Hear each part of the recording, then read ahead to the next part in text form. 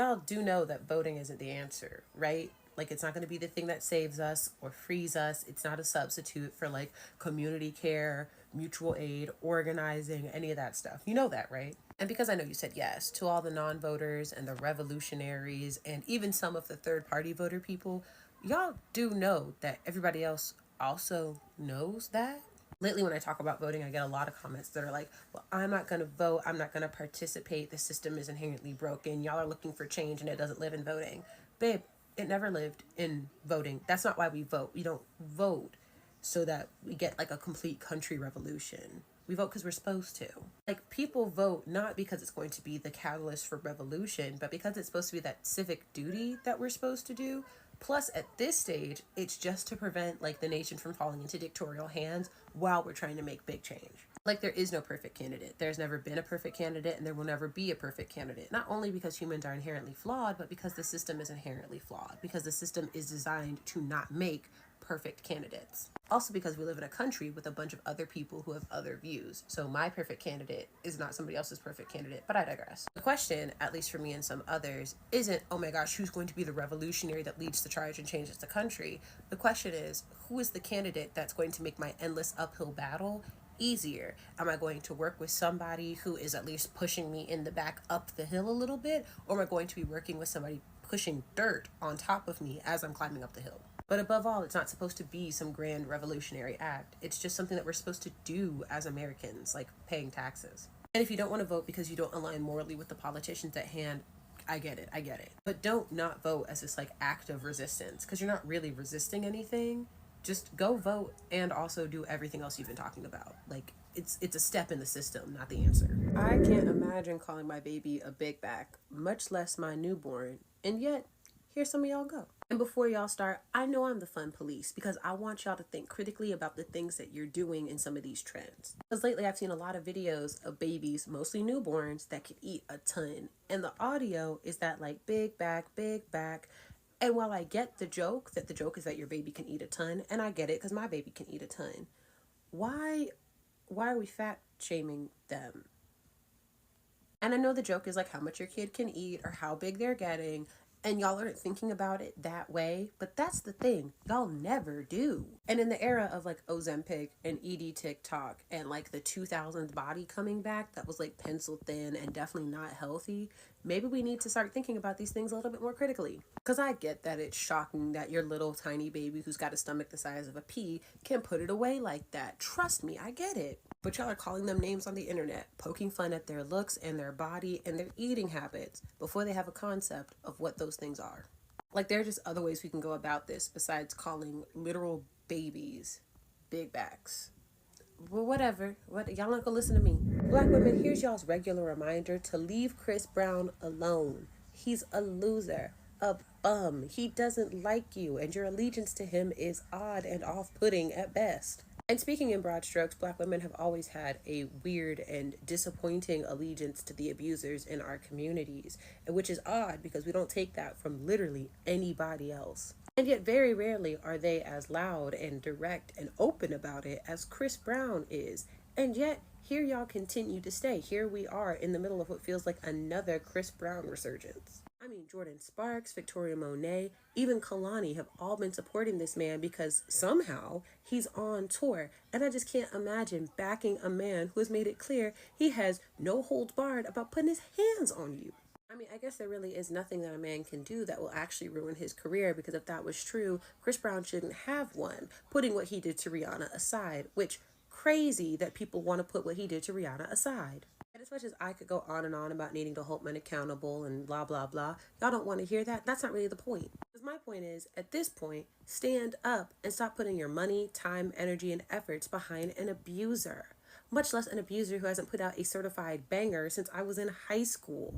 Children can and will try to manipulate you. And that doesn't mean that your kid is a toxic, bad, awful person. It usually means they're doing something developmentally appropriate as they're figuring out the world. And I do mean children, not infants, babies, and newborns whose only mode of communication is to cry to get their needs met. That's not who I'm talking about. And it's weird if you think that. But much like babies, young kids are just trying to get their needs and sometimes their wants met. And because they have a little bit more language and are learning a little bit more about the world and understanding boundaries a little bit, they're going to do what they can to get those wants and needs met. I watched a video of a little boy the other day who wanted his mom's attention. He wasn't getting it, and so he bumped his head lightly on the wall, began to cry, and went up to his mom. Because he knows that if he's in pain, she will pay attention. He is trying to control that situation to get the attention that he wants. Was he trying to manipulate the situation? Yeah, by definition. Doesn't mean he's a manipulative bad person? No. But the comments called him a monster, toxic, that he was a psychopath, that he needed to be in an asylum. I mean, all sorts of stuff about a child. And that was wild to me because it takes all nuance out of child raising. I wholeheartedly expect a child to use the tools that they have in their toolbox to try and succeed, and it is my job as a parent to teach them what those boundaries are and how to have empathy for others and what the consequences of that are so that they don't grow up to be manipulative. My point is, babies can't manipulate you, but children sure can try, and that is developmentally appropriate, and it is our job to have conversation with them about A, what their needs are and how they can get them met, and B, how to maneuver the world in a way that is healthy and safe and positive. And that's it. One thing I will never forgive the internet for is how y'all have bastardized the concept of accountability. Holding someone accountable means that you are asking them to take responsibility for their decisions and the harm that they have caused. It is not sitting online giving your unsolicited opinions towards the way that other people live their lives. It is also not piling on somebody for whatever arbitrary offense that the internet chooses on any given week to the point that they bend under the constant harassment and offer a fake ass apology. By the way, if you ever see me on this app giving one of those performative apologies, I promise it's a hostage situation. I promise. Call the authorities. Then there's this absurd question of who is allowed to hold Black women accountable. That question has popped back on my For You page because everybody's dragging that Just a Girl lady who gives those vapid takes on Black women in marriage. And every time that question is asked, I'm left wondering what the fuck y'all are holding us collectively accountable for. I know that y'all have become so accustomed to the ways that Black women are policed in society, so you may not realize this, but a Black woman existing in a way that you disapprove of is not something she owes you accountability for.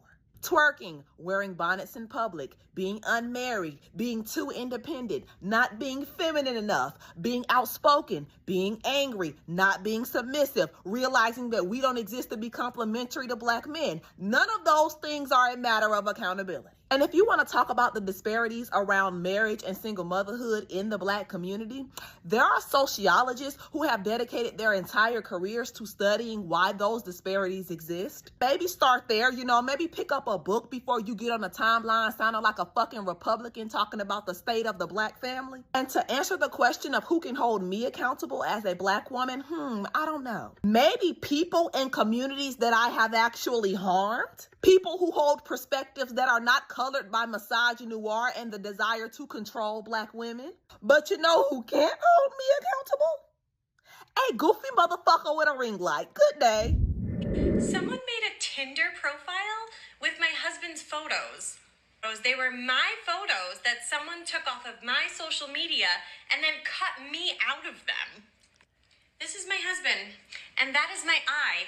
Creepiest part about this is that my social media accounts are private. Girl, you had me for most of it until you got to the point where you said that your profile is private. And I'm guessing you don't have a lot of followers. Also, this fake Tinder profile was set to a different city other than the one you live in. And your friend's sister from kindergarten saw it and was like, isn't this Katie's husband? It's kind of genius when you think about it. Now, if I was to be a cheating husband, I would probably take the photos off of my wife's page, crop her out, and then post them and create a profile, because then I have reasonable doubt. They're not new photos. They're not photos that have never been posted. They're photos straight from your profile. And I would use those for a dating app. And then I would set it to a different town where we don't live so that nobody around us can see it. It just so happens that your friend from kindergarten has a sister that saw them. There is a chance that you're right. Somebody's trying to frame you guys, and it can happen to anybody, right? People get their photos stolen all the time. It's happened to me. But you cannot tell me this wouldn't be a genius cheating plan. Because how are you gonna prove it?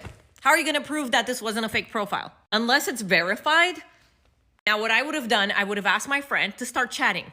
and start asking for pictures and see if that person sends you photos that are not from your private Instagram page.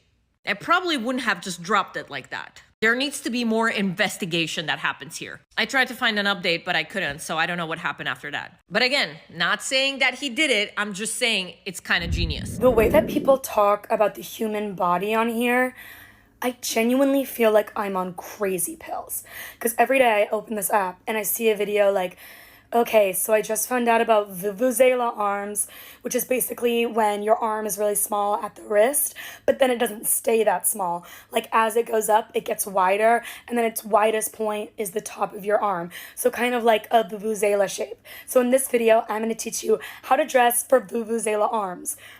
And then I search up vuvuzela arms because I'm expecting to see a voice of reason. But no, all of the videos are like, how to get rid of vuvuzela arms, or it'll be like, I love my vuvuzela arms.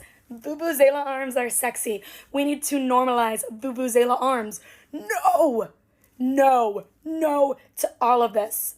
You can't get rid of vuvuzela arms because they don't exist. You're talking about normal human-shaped arms. The only way you get rid of those is with amputation. I better see a saw come out in the next clip, or I'm flagging this video for harmful misinformation. And no, we don't need to normalize vuvuzela arms because they don't exist. They're not real. They're made up. Someone made that up out of thin air, likely someone working in plastic surgery. We don't need to normalize things that aren't real. By saying that we do need to normalize them, you're lending credence to the legitimacy of its existence. You know, having a corporal, physical, material body of flesh and bone used to be kind of a fucking vibe.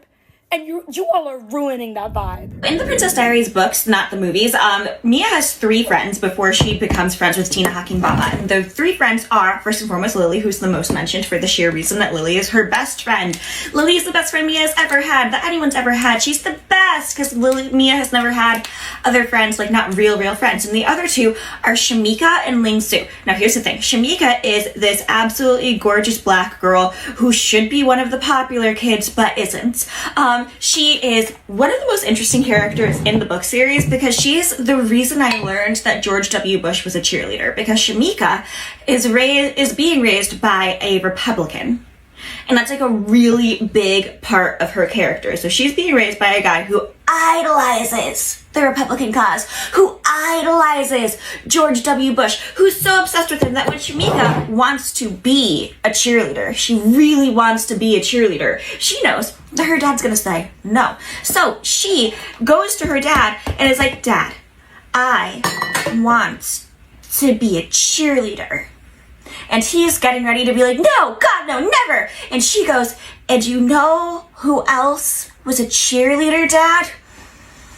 George W. Bush.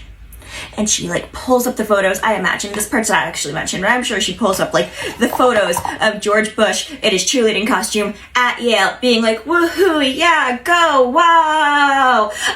And she's like, so as you can see, I forgot ice. This is so rude of myself to have forgotten ice. I'll be right back. I don't remember what I was saying, but anyway, Shamika's dad has all these rules for her, and that's why Shamika's not popular. She's specifically not popular because she has to be nerdy, because her dad is expecting her to not stay out late on Friday night. She has the strictest curfew of all of her friends. She can't go do the crazy things. So what does Shamika do? She helps Lily to film her podcast on the local television station for local news. Not podcast, actual television show, because Lily Moskowitz doesn't have, I can't speak today, guys, it's so embarrassing. Lily Moskowitz does have a television show, much like she does in the movies, but here's the thing, in Lily's TV, like in the movie version, Lily's TV show is called Shut Up and Listen.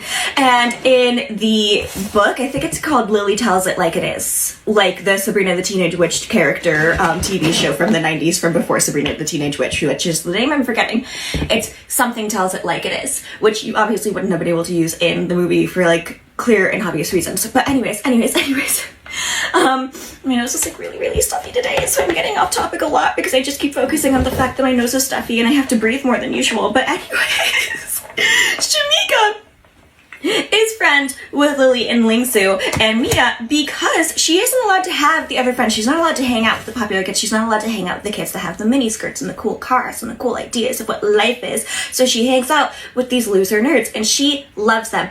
But that is also where my singular problem with Shamika arises, because the thing is, the reason that Mia Thermopolis ever becomes friends with Tina Hakeem Baba is because one day Lily gets mad at Mia because Lily has decided that she is very, very angry at Mr. and Mrs. Ho. Mr. and Mrs. Ho run the deli down the street from Albert Einstein High School, and all the kids tend to go to Mr. and Mrs. Ho's deli to get like their little treats, their little snacks during lunch and after school. And Lily one day is going in behind Ling Su, and they're getting the exact same thing. And Ling Su's order is 5 cents less than Lily's because Ling Su is Asian and Lily is not, and Mr. and Mrs. Ho are Asian. And so they give the kids from Albert Einstein High School who are Asian a 5-cent discount, not a 5% discount, a 5-cent discount. And Lily states that this is bringing people back to Nazi Germany. Lily decides that she is going to go completely against the Ho's. She's going to boycott them. She's going to get the entire school to boycott them. Everyone should be against the Ho's. And because of this amazing social justice movement, Shamika and Ling Su are sitting with Lily at lunch one day after Mia has not been able to go do like the filming of this video that Lily wants to do on the boycott that they're having against Mr. and Mrs. Ho for their social injustice. Because Mia is busy with princess lessons and busy with her grandma, and Lily refuses to believe that Mia can't say no to her parents and to her family, because Lily would be able to say no to her parents and her family, and no idea that other people have harder lives than she does, because her parents basically just let her do whatever the fuck she wants, which is very frustrating, because that's why Lily is the way she is. So Lily is having all these people just like sit around her and fawn off of her, and they're just so obsessed with her because Lily is so cool all of a sudden. She's like this social justice warrior. She's so unique. She's so interesting. And because Lily is so mad at Mia, because this is the first time that Mia has ever told Lily off, because Mia goes, Lily, this is bullshit. This is not actually you being mad at the host. This is racist. Like, this is bad. I don't think what the hosts are doing is that bad. They're just trying to give a 5-cent discount. 5 cents is literally nothing. You suck and you're being a shitty friend to me, and then you're acting like I'm being a shitty friend for setting boundaries that I need to have because I have to go do these things with my family. And Lily decides that Mia is dead to her. So on that day, Lily and Shamika and Ling Su are sitting at this table. It's completely full. No one has saved a spot for Mia. So Mia has to go find a new place to sit for her and Lars because she has a bodyguard at her school. And that's the day that she befriends Tina Hakeem Baba. Now here is the thing. Shamika is a girl's girl. Shamika is a real friend. Shamika didn't know that that was going to happen, so I am not actually mad at Shamika in that moment. But that is why I did not bring Shamika up in the last video where I was discussing Mia having bad friends. No, not that. What was the best? Again, no stuffing, no air going into this brain. Would like to make that clear. I get stupid when I have a cold or allergies. I'm calculating. My brain has been going slow all day, guys. It's really embarrassing. It's lucky that my makeup looks so good because my makeup is the only thing that's keeping me going right now. So the reason that I do get upset with Shamika over this is because this is the type of thing that has happened to me where one person's being mean to you and then the other two don't even know what's going on, but they accidentally block out the like other person, the person who the one person wants to block out, basically. So Shamika is a girl's girl. She is a real friend, and Mia does keep her in the Lily and Mia divorce later on in the series, but this first time, this sheer reason that Tina Hakeem Baba becomes my favorite of Mia's friends in the beginning is because Mia gets Tina because no one else will sit with them, because Shamika and Ling Su are helping Lily with the Mr. Host deli. They don't want to be kicked out of Lily's friend group because Lily has so much like popularity all of a sudden, and because they like being a part of like this video filming and everything. So am I constantly mad at Lily? Yes. Do I actually want to make a video defending Lily later because people are hating her more than I want them to? Also, yes. But is Shamika one of the most interesting characters ever? And I'm gonna make a whole video that's just discussing Shamika and not discussing Shamika in regards to Lily and Mia later. Yes, because that's how I had meant to make this video earlier, and then I forgot because I got sidetracked by the lack of ice, and I'm so sorry. But Shamika is girl's girl, and I also really, really, really want to go into the cheerleader Shamika thing a little bit more because I actually think it's one of the most interesting like turnarounds that Meg Cabot had ever done with a character, because I'll get into this more later, but Mia had been convinced that Shamika was basically going to ditch them and ditch the friend group when she became a cheerleader, and Shamika not only did not do that, she stayed 10 toes down to the ground, making sure that she got to keep her friendships with these girls, because Shamika is the realist friend. Actually, Mia has a really good taste in most of her friends, like Lingsu, Perrin, Tina Hakim Baba, Shamika, even Lana Weinberger. When she comes in later on in the series, it's because Lana has proven herself to be capable of being a good friend. It's just such an interesting thing where Mia learned, it's so cool how we got to grow with Mia, and it's so cool how we got to grow with her friends. Anyways, thank you. Good night. I am sick and I can't really talk louder than this and I look like garbage, but Mia Thermopolis and Lily Moscovitz has a very, very interesting relationship because Lily Moscovitz does love to ignore the fact that my dog is whining in the background. Lily tends to give Mia different diagnoses every time that Mia opens her mouth because Lily is the daughter of 2 psychologists, and because Lily is the daughter of 2 psychologists, she thinks that she herself is an expert psychologist. So she continuously diagnoses her best friend with anything that she can think to diagnose her best friend with, much like a first-year psychology major in college, because she knows that she can get away with it. She knows that Mia won't fight her on it, and she knows that Mia is just going to immediately believe her because Mia is a 14-year-old girl who has no reason not to trust her best friend.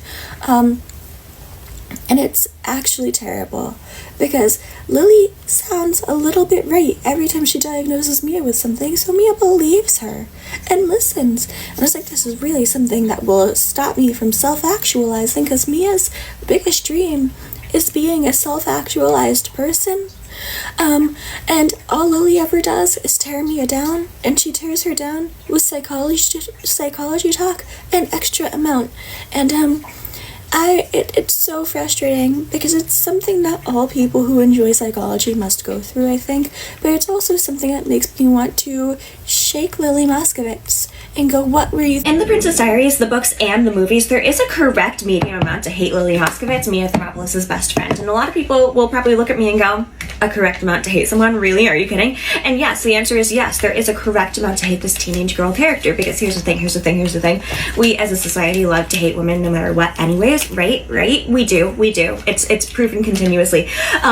But because of that, I think people, especially when it comes to hating female characters, hate them so much more than they need to. And you can absolutely hate Lily Moscovitz. She sucks. She's the worst. But the thing that people also forget is she is also growing up at the same time as Mia. We grow up with Mia.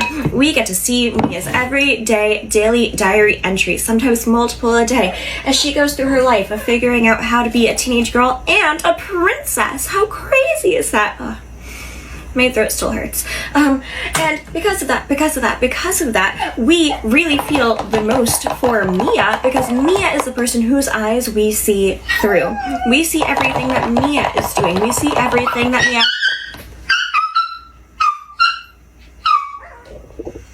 We see all the ways that Mia goes through, like, the torture of being Lily's friend, because Lily is, we see continuously, not a great friend, not a great person, not the best person in the entire world. Also, he was fine. My mother is just in the other room washing the windows, and she doesn't want him in the area for obvious... Oh, shit. Did you find... Okay.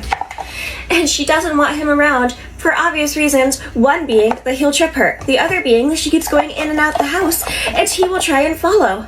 And he thinks that chasing cars is a really fun game. I need to do this with 2 hands, you little asshole.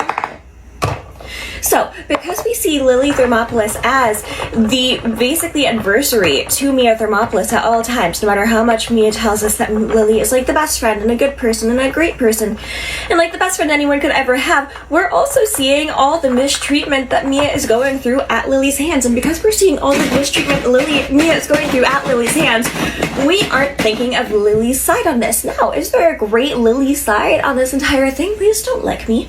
No, because Lily's not a great friend. She's not a great person. But you know why she's not a great friend and not a great person? Because she is, in fact, get this. Where's your, like, okay. I need you to trust me a tiny bit. Okay, cool. She is, in fact, get this, also a 14-year-old girl, a 15-year-old girl, a 16-year-old girl, a 17-year-old girl. There is no fully developed prefrontal cortex for her. No, she thinks that she's a genius because her parents are geniuses and she has a really high IQ.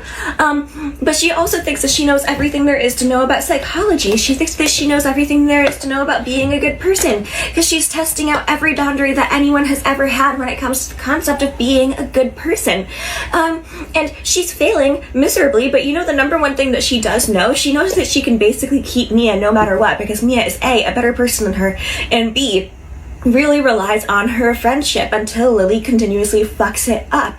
But Lily could do basically whatever she wanted to Mia, and it would be fine because they were testing out the boundaries of being 14-year-old girls, 15-year-old girls, 16-year-old girls, and Lily always helped Mia solve her problems until she didn't. And there is a correct amount to hate this 14-year-old girl, 15-year-old girl, 16-year-old girl, 17-year-old girl who's going through all very similar life issues to Mia Thermopolis at the same time as Mia Thermopolis, who's being raised by us, the book reader, through the eyes of Mia Thermopolis, because she has such low self-esteem and she knows that she's not very pretty and she knows that the only thing that she has is her intelligence, and she knows that nobody really likes her but everybody likes her best friend, and that jealousy and that resentment is probably really hard to deal with. And also on top of that, we don't hear about Lily going to therapy very often. We just hear that her parents are therapists, so her parents are probably therapizing her, which is not great and not awesome and not the best thing in the entire world, because you know what that's going to do? It's going to make her parents think that they know everything there is to know about their teenage daughter, and she's going to be keeping things from them, because every teenage girl keeps things from their parents. And also Lily needed someone else. She needed a different outlet. She needed someone that she could talk to, because her parents kind of let her get away with murder even when they weren't letting her get away with murder, because they would ground her for long periods of time and they would get her in trouble and they would reprimand her, but she would go back to her old shit because she knew that she could do it again, because she knew that they'd always just kind of be there, which is great. But also they were very absent parents in the long run, and Lily was going through a lot of things that she didn't feel that she could talk to Mia about continuously because Mia felt in Lily's eyes too perfect. And is that okay? No. Should Lily have talked to Mia? Yes. Would Mia have listened continuously? Absolutely. But Lily thought she was better than Mia at handling these things, so she was going to handle them by herself, because Mia always asked Lily for help and Lily never asked Mia for help because Lily thought she could handle these situations. But no, the situation is you need to be able to talk to your friends sometimes to figure out what's going on and how to fix it. Anyways, he was fine. He's fine. He just likes to scream if he's separated from people. It's a Shih Tzu thing. Your breath stinks. Go drink water. Okay, so you know how in The Princess Diaries, the books, not the movies, there's the character, the guy who hates when they put corn in the chili? Yes, that's his name for most of the books in the series, the guy who hates when they put corn in the chili, because all Mia Thermopolis ever knows him as is the guy who hates when they put corn in the chili. He has no friends, he sits alone at lunch, he's a loser, and he hates when they put corn in the chili, but he also gets the chili every single day that they offer the chili, so he hates the corn, and he picks it out piece by piece by piece, and everyone's mildly disgusted by this and weirded out by it because it's kind of weird that every day he decides that he's gonna get the corn, like the chili with the corn in it, but there's corn in it, so he picks it out. And Mia Thermopolis ends up even writing a short story on the guy who hates when they put corn in the chili. This won't open. Why won't this open? What did I do? She writes a short story on him where not only is he a super depressed character, not only does he live a really harsh life where everything goes wrong for him, but he also ends up unaliving himself in the end of the story. And Mia and Lily decide that they are going to to put this story out together when they're like creating their own zine, which was like a thing back in the early 2000s. Before there were podcasts, there were zines, teenage girls, and like everyone would just put together like these books. Oh wait, that Amy Poehler movie that she directed on Netflix, Moxie, where the daughter like makes a little zine, that they were doing that, and they make this zine because of something with the patriarchy where the school wasn't letting them run their own school newspaper or something like that, so they decided they're going to put together their own thing. And Lily's story for that she had written for Cosmo, which was about the guy who hates when they put corn in the chili, didn't get published. Cosmo didn't choose it. Lily's also didn't get chosen, and because of that, they're like, we're going to publish our stories in this illegally, because the principal of the school said, don't do that. Lily wrote corn. Lily really likes when they put corn in the chili. Lily wrote strode up corn. And so they're like, the principal's like, don't do it. Don't do it. Please don't do it. And so, of course, Lily has to do it because she has to stand up to the man. That's Lily's thing. But then what happens is at the same time, Mia Thermopolis' grandmother is obsessing over this dude, Jonathan Abernathy III. And Mia's like, yeah, Grandmere, I get it. Also, people are gonna correct me in the way I say Grandmere. I'm saying it the American way. I am. And I will not be corrected because I know I'm saying it wrong, but I'm American, damn it.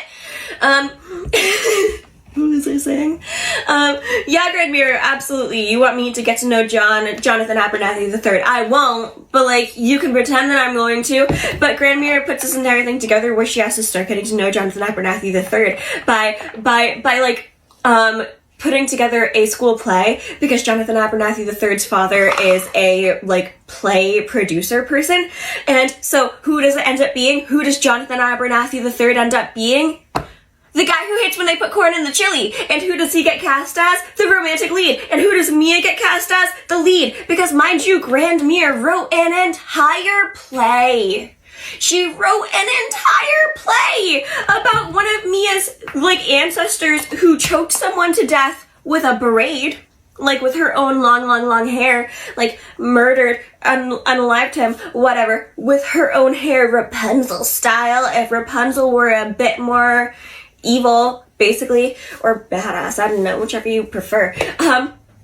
And Mia has to play that character. JP plays the love interest who also ends up getting murdered. Can't fully remember why. Can't fully remember how. Or, wait, was he the guy who gets murdered, or was he her actual love whose skull she had to drink wine out of? It was one of those. It was one of those.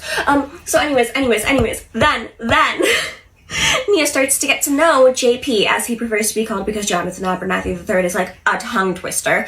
And he's like, yeah, no, my name's JP, and he's cool, and he's chill, and he's awesome. And Mia's like, oh my god, I wrote an entire story about you unaliving yourself. I can't let that get published. But Lily, meanwhile, is like, no, the people need to know I will not change my zine. I will not change anything for the art. JP is strong. He will be able to handle it. But Lily also is just like in love with JP and does not think that JP is into her. So she's doing this specifically because she's like, if JP finds out that Mia thought this of him, maybe he'll like me more. Which, like, you know, 16-year-olds think very specific things.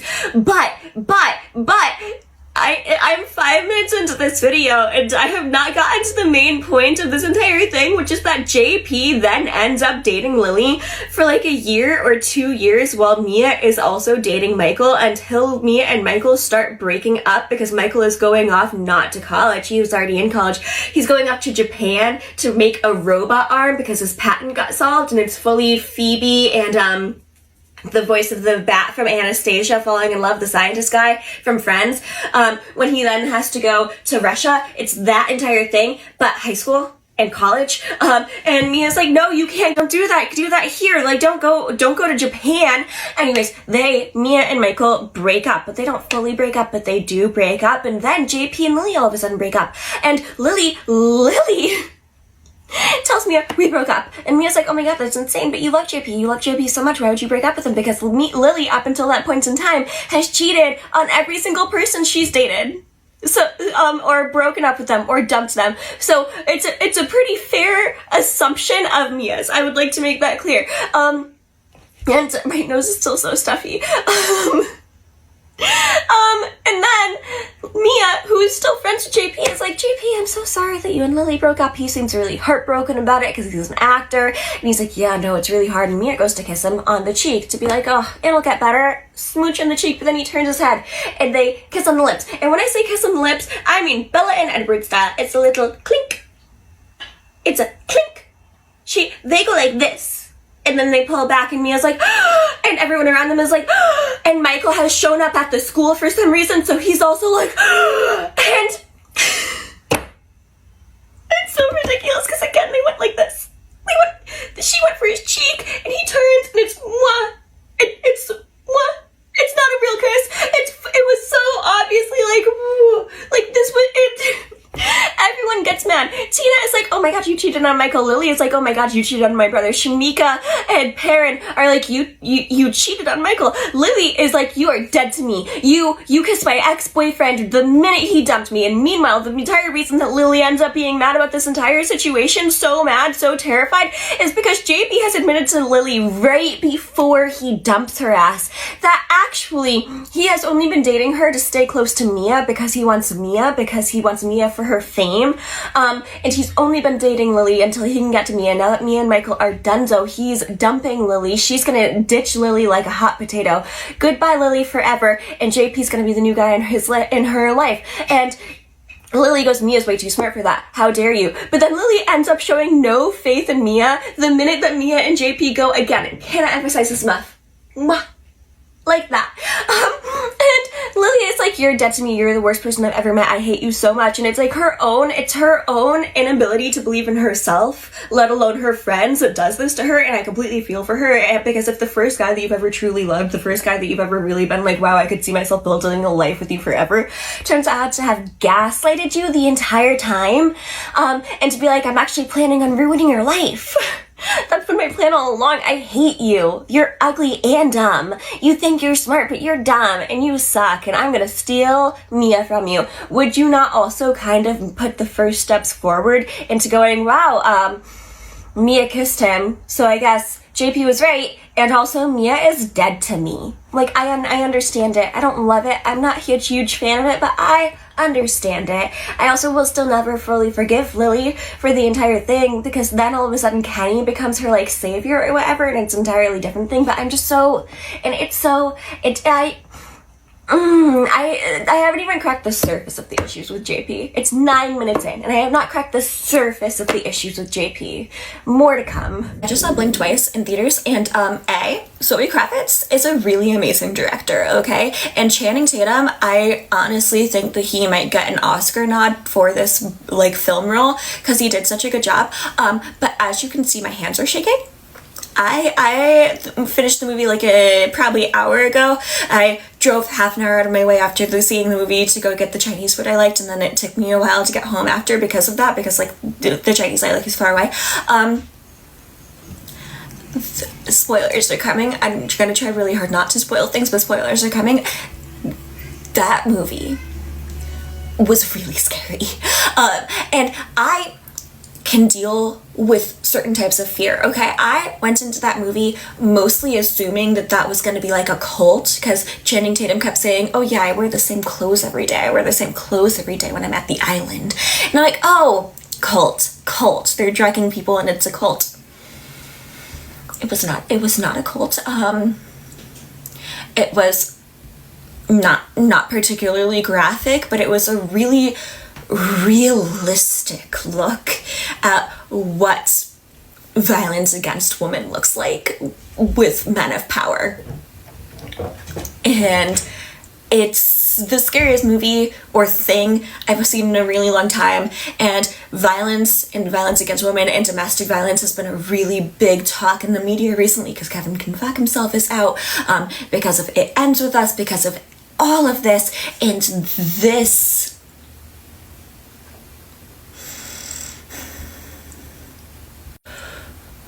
was a movie that not only looks at violence against women, and like what would happen if a billionaire took a broke cater waiter to his island for a few days, like what would realistically happen if that happened, but it also looks at and plays with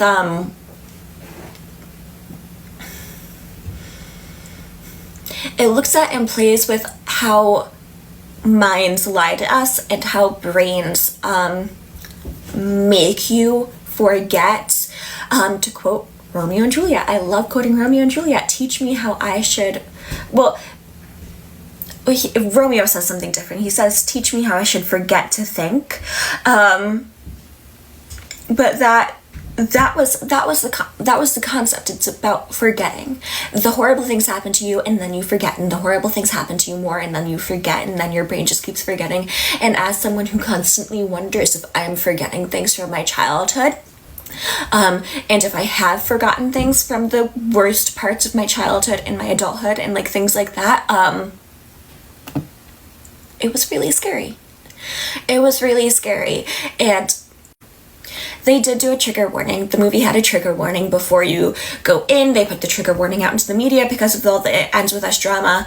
But as someone who really specifically, my roommate's moving around, as someone who really specifically has issues with wondering what my brain has purposefully tried to forget, this one messed with me, then I think basically any other form of media that looks at abuse and violence against women has messed with me. One of my favorite movies is J-Lo's movie Enough,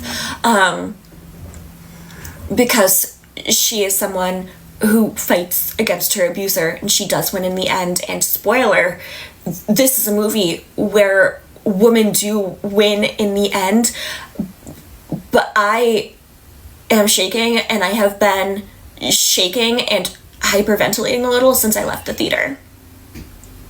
So I just wanted to make that clear, because that was a really scary movie. And it was really amazing, and I hope it wins a lot of awards. I hope it wins so many awards, because that was a really immaculate movie. That was a really phenomenal film.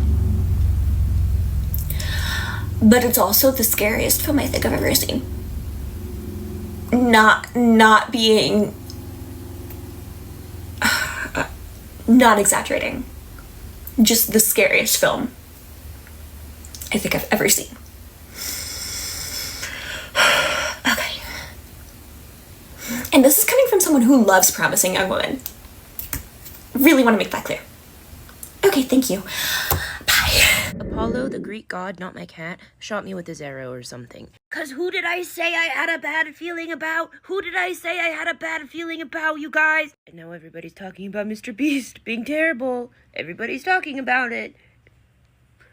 What did I say? I swear he chose children as his target demographic, not because he wanted to make children's content, but because if he had made content for people his own age, we would see right through everything he was trying to do, because he has the most rancid vibes of anybody in the world. This is beyond like HBO documentary type shit. You guys, this is insane. This is not a reality show situation. This is not something that would happen on the set of a reality show. Okay? People would not be refused their medications on a reality show. People would not be refused personal hygiene products on a reality show. People would not have their underwear taken from them on a reality show and then not have their underwear, specifically their underwear, given back to them. There are people who, women who have had their underwear taken from them at the start of the show and have not gotten their underwear back yet. What the fuck? What the fuck? What the fuck? Like, no, nobody's been talking about that. What the hell? What the hell? But they're free to go whenever they want. They signed up to be there. Oh my God, there's $5 million on the line, Jeremy. People are dying. People get cancer. People's houses burn down. People need $5 million. And you could get a lot of people to do a lot of fucked up shit for $5 million. There's a whole TV show about it called Squid Games, which is what Mr. Beast based Beast Games off of. There's a whole show about why this is a bad thing. And you guys are like, well, they signed up for it.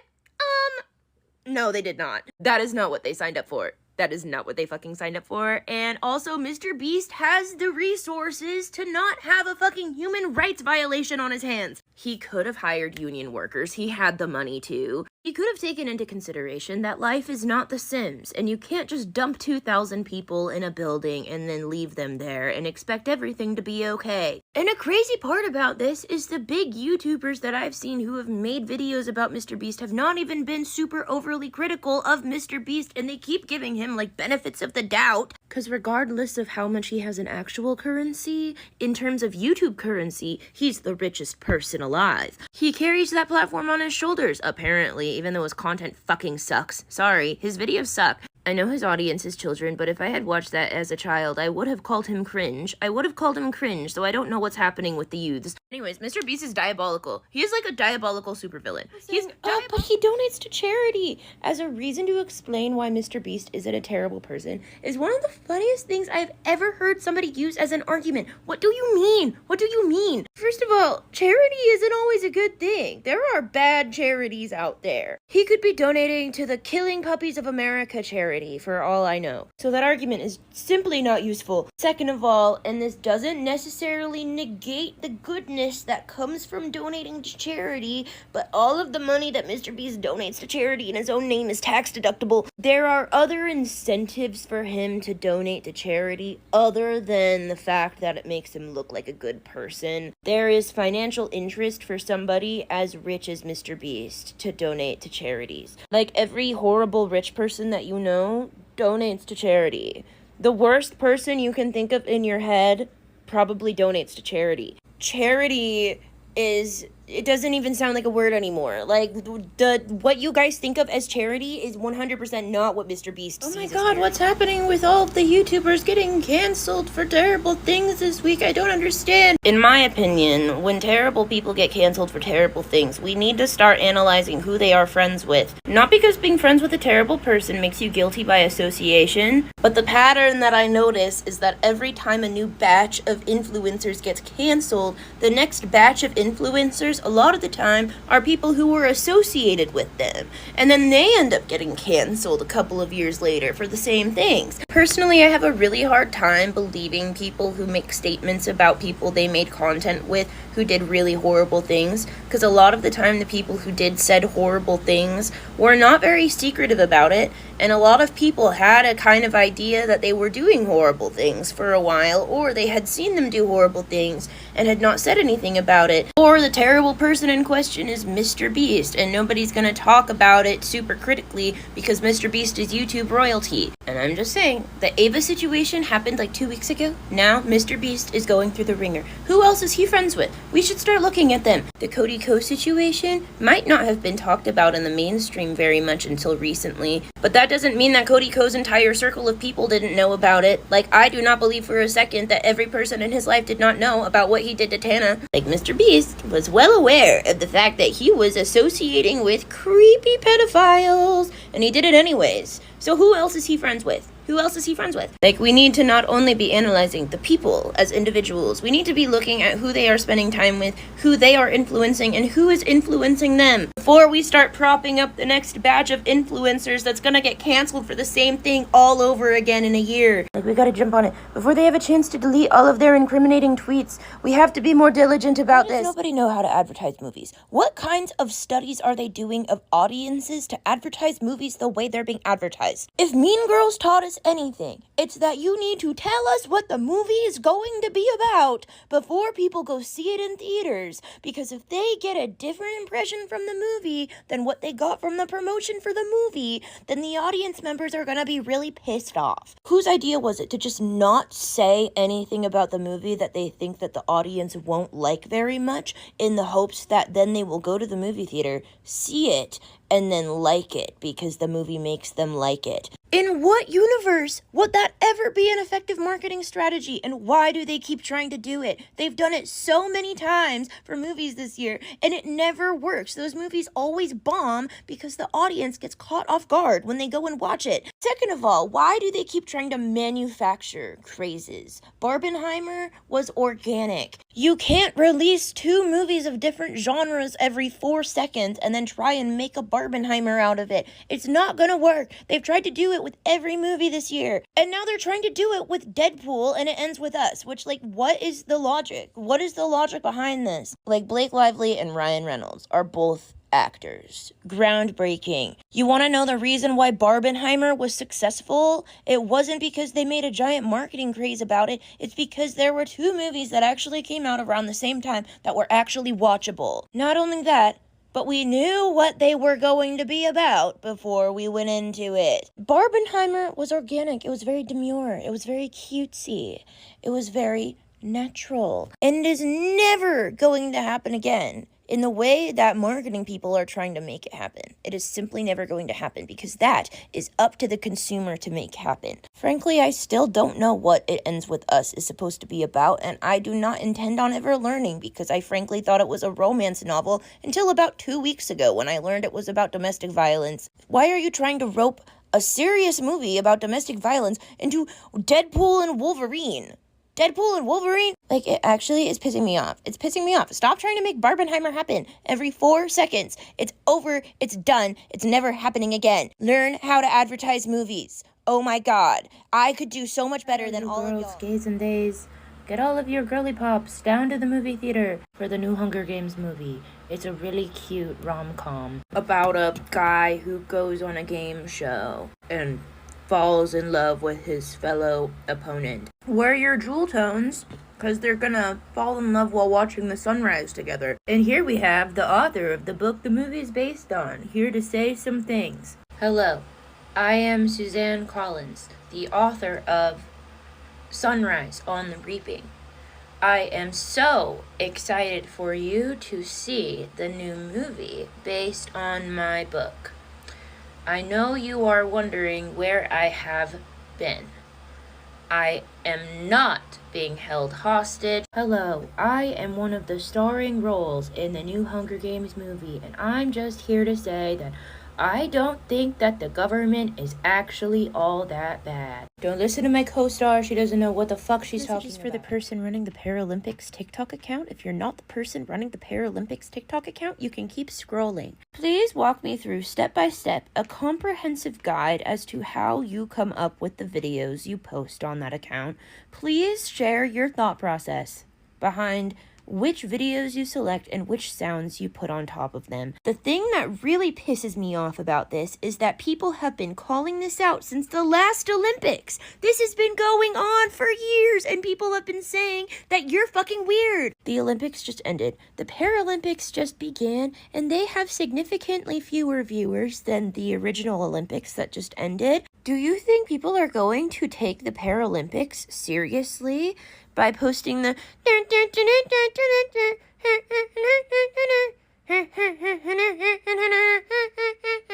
sound over somebody doing the long jump?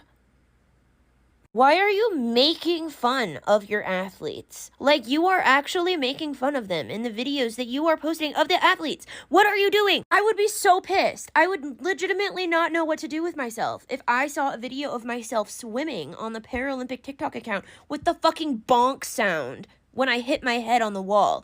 What the hell is wrong with you? Someone on TikTok posted a series of videos documenting her husband having a manic episode. She documented her distress, her fear, navigating the mental health system, getting diagnosed with bipolar, up until he went into a psychiatric facility. The things she was sharing had people rightfully concerned for her well-being and her safety. And then 3 hours ago, she posted a video saying that none of it really happened in real time. It did actually happen, but what was being documented on TikTok was a retelling of what had happened months ago. And the series of videos had been a form of coping and performance art and an effort to connect people and bring more awareness to mental health and navigating the complexities of the mental health care system. And like, my heart legitimately is so sad watching that update video. As somebody who has experienced mania before and knows how stigmatized it is, but also as someone who knows that when you want to advocate for a group of people, you need to put your most honest foot forward first. It doesn't matter that you're trying to bring awareness to mental health or advocate for a group of people or connect people with each other and bring more kindness to the world if you try to do it in a misleading way. I, along with many other of my mutuals, were leaving comments of support on this person's page, and have been regularly checking in on her account throughout the week out of concern for her and her husband's well-being, and to find out after all of that that was actually something that happened months ago. That doesn't undo the reality of what they experienced together, but it does make you look untrustworthy in the eyes of the community that you are trying to build. I made a video a few months ago about a YouTuber named Caroline Konsnar, who posted a video pretending to be pregnant only to post another video a week later saying that she lost the baby and the pregnancy was a social experiment. It makes your audience feel like their emotions have been manipulated and played with, because that's exactly what has happened. Why couldn't you have just started out by retelling the story as it happened? As somebody who has experienced mania, it is really hard for me in that mindset to separate fact from fiction. So why did a real experience that you guys had together have to become a fictional scenario? Why was telling it in the present tense a necessary part of telling your story? I understand the intent behind sharing this story, and I think it's really important to bring awareness to mental health. But the way in which this story was shared honestly felt like really shitty. To find out that that was the truth behind it all. I really wanted to give her the benefit of the doubt because a lot of people were doubting her. Every time somebody shares their mental health journey on here, they are going to receive comments asking them if this is another flightless bird situation. Like, I've been stewing in this all morning because it genuinely really upset me. There's already an automatic distrust for strangers on the internet. This person had no platform before what they started posting. Nobody knew anything about them. They could quite literally say anything, and that would be the foot forward about themselves that everybody was going to believe. So the fact that she manipulated so many people into believing her story as she was telling it has not only completely destroyed the trust that her viewers had for her, whatever little trust they had to start, but is also going to have a ripple effect that fosters a culture of doubt surrounding people sharing their mental health journeys online. She is literally perpetuating the stigmas that she's saying she wants to raise awareness about, all in the name of performance art and theater. And that is just really insulting and sad. Evangelical. I've been deconstructing from the religion I grew up with for quite some time, and I get a lot of messages every day from Christians who assume that because I am no longer an evangelical Christian, it means I am an atheist and I hate God. That is not how that works. First of all, deconstruction looks different for everybody. Some people never actually leave the religion they grew up in when they deconstruct. They just deconstruct the harmful ideologies that were taught along with the religion. A lot of people find new spiritual paths after deconstructing from their religion. Like, I'm not an atheist at all. I don't follow an organized religion, but I'm certainly not an atheist. Now, I don't believe in God in the same way that evangelical Christians believe in God, but I think even to evangelicals, if I explained my current thought processes about the universe to them, they would probably also say that I'm not an atheist. Like, deconstruction from religion and atheism are not synonymous. You can be an atheist who has deconstructed from your religion, but like, having deconstructed from your religion does not automatically make you an atheist. I don't think a lot of people understand that. There's nothing I hate more than a man who gets on TikTok and he pretends like he really loved Fourth Wing and he loves Sarah J. Maas and he loves like these books that are literal shit and they're only popular because they have smut, or they're popular because people haven't read a book in 15 years, so the first book that they pick out of course is going to be good. People don't know what real literature is on here. Oh, not to be pretentious, y'all are gonna eat me up, but I mean, you can like whatever you want to like. They're objectively not good books. But I hate when men get on here and they're like, read those books to pander. I hate when men pander, okay? Like, just be real. Like, obviously don't be a misogynist, but like, don't pander. They get on here and they're like, yeah, like Fourth Wing and Sarah J. Maas, like, they're so good, I love them, like some of my favorite books. And it's like, you're lying. And you go and look at their followers and they have like 1 million followers just based off the fact that they pander to women. And the fact that you guys fall for it also really annoys me. Like, come on, like, why can you not tell? Either you can't tell that these men are pandering to you or you don't care, and both are really scary.